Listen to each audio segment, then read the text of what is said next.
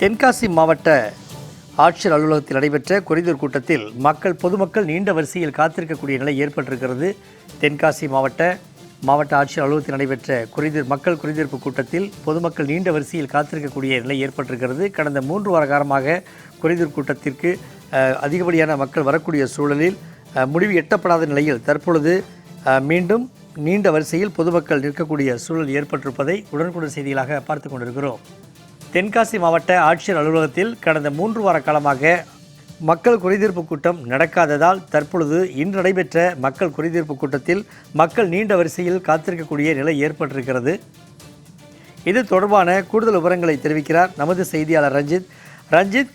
தென்காசி மாவட்ட ஆட்சியர் அலுவலகத்தில் கடந்த 3 வார காலமாக மக்கள் குறைதீர் கூட்டம் நடைபெறவில்லை என்று சொல்லப்படுகிறது. ஏன் நடைபெறவில்லை?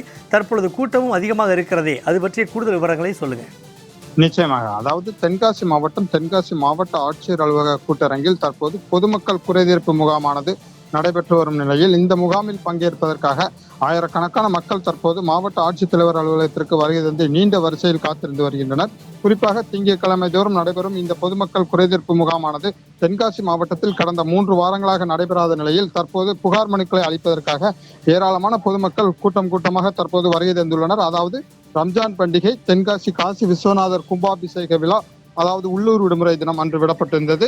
தமிழ் வருட பிறப்பு உள்ளிட்ட 3 திங்கட்கிழமைகள் விடுமுறை அளிக்கப்பட்ட நிலையில் தற்போது 3 வாரங்களுக்கு பிறகு நடைபெறும் இந்த குறைதீர்ப்பு முகாமில் ஏராளமான பொதுமக்கள் பங்கேற்று தற்போது தங்களது குறைகளை தெரிவிப்பதற்காக நீண்ட வரிசையில் காத்திருந்து வருகின்றனர்.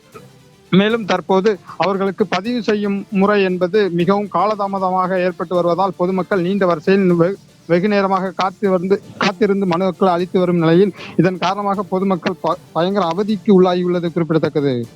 கூடுதல் விவரங்களுக்கு நன்றி ரஞ்சித்.